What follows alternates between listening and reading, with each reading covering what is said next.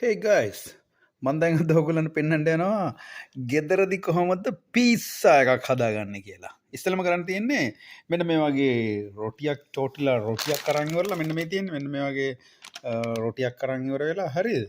මේ වගේ රොටියක් අරන් ඉවරලා ඒකට ගා ගන්න ඕන මෙන්න මේ වගේ සෝස් ටිකක් හරිද? මේක හොඳයි හරිද? මේක ඊට පස්සේ මෙන්න මෙහෙම ගාගත්තාන් පස්සේ මේක හැටි මෙන්න මෙහෙම පෙන්වන්නේ. ඊට පස්සේ මෙන්න මේ වගේ චීස් එකක් අරගෙන ඉවරලා මෙන්න මේ වගේ කෑලි වලට කපා ගන්න ඕනේ. මෙන්න මේ වගේ චූටි චූටි කෑලි කපා ගන්න ඕනේ. මෙන්න මේ වගේ පිහක් භාවිතා කරලා ඔයාලට පොඩි පොඩි කෑලි වලට කපා ගත්තා. හරිද? මේ චීස් එක හොඳයි. හරිද? බලන්නකෝ මේ. ඊට පස්සේ මෙන්න මේ කපාගත්තු කැටියට කපාගත්තු කෑලි ටික ඔන්න ඔයගේ රොටිය උඩින් දමා ගන්න. හරිද? ඔන්න ඔයගේ ලස්සනට දැන් අපි නම් මෙතන රොටි චීස් පිස්සා දෙකක් හදාගන්න යන්නේ. හරිද? පීසාගේ බේස් එක නම් වෙන්නේ රොටිය. ඊට පස්සේ මේකට අපි ස්වල්ප පොඩියට චූටියට කපාගත්තු චීස් ටික මේක උඩින් දමා ගන්නවා. මෙන්න මේ වගේ ලස්සනට හදා ගන්නවා. හරිද? ඊට පස්සේ තව ඉතින් මේගොල්ලන්ට තව මේකට දාන්න කැමති જાති තියෙනවා නම් මොනවා හරි දාන්න පුළුවන්. වෙජිටබල් හරි පොඩි පොඩි වලට කෑලි වලට කපාගෙන ඒ වගේ දාන්න පුළුවන්. දැන් අපි මෙතන කරන්නේ බේකන් ටිකක් දාගන්නවා. හරිද? ඔයාලට කැමති જાති දාගන්න පුළුවන් මේකට. සාමාන්‍ය වෙජිටබල් වගේ දේවල් දාගන්න පුළුවන්. මොන්න මේ වගේ බේකන් එකක් කරන් කෑලි වලට කපලා දාගන්නත් පුළුවන්. හරිද? ඊට පස්සේ ඒ ටික මේකට දාගියොරලා ලස්සන්ට ලේස් වගේ දාලා ඉවර වෙලා ඊට පස්සේ මේ රොටිය මෙන්න මේ වගේ එයාර් ෆ්‍රයර් එකකට දාලා රත් කරගන්න පුළුවන්. දැන් ඉස්සෙල්ලා මේක මේ වගේ එයාර් ෆ්‍රයර් එකක් අරන් ඉවරලා ඒක ප්‍රී හීට් කරගන්න ඕනේ. හරිද? ප්‍රී හීට් කරගෙන ඉවර වෙලා ඊට පස්සේ ඒක ගාන්න හදාගත්ත හැකි. සාමාන්‍යයෙන් ඉතින් ස්වල්ප වෙලාවක් යනවා වගේ ලස්සනට හැදිලා යන පීසා එක.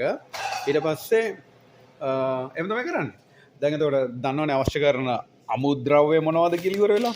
ඉස්සෙල්ලාම ඕනේ වෙනවා මෙන්න මේ වගේ රොටියක්. ඒක තමයි බේස් එකට ඒ ගත්තු රොටිය මෙන්න මේ වගේ තියාගෙන ඉවරලා ඒකේ ගා ගන්නවා මෙන්න මේ වගේ සෝස් එකක්. හරිද? මේක මේ හොඳයි සෝස් එක. නැචරල් කියනවා දන්න.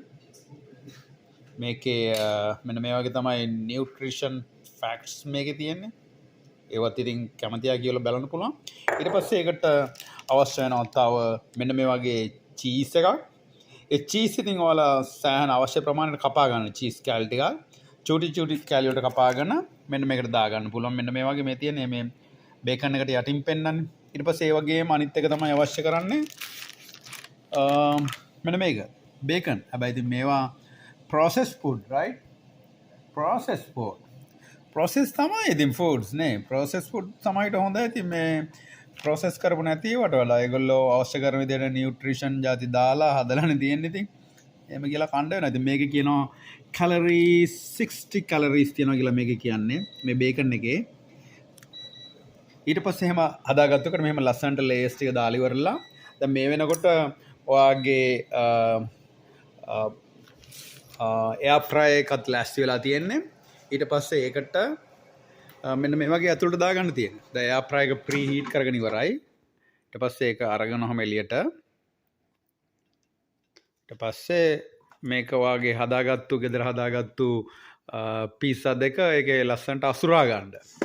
ඊට පස්සේ ඒක නැවත දාලා ඔන් කරන්න.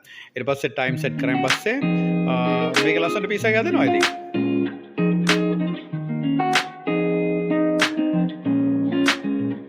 Okay, I think now it's good, right? Let's try it. Okay, that's good. It's good, like kind of pizza, right? See? කොහොමද? හොඳයි නේ? ලස්සනයි නේ? ඔන්න ඔහොම තමයි ගෙදරදී පීසා එකක් හදාගන්නේ හරිම ඉක්මනට. තේරුණානේ? දැන් ඉතින් තියෙන්නේ කන්න. Okay? Thank you. Bye.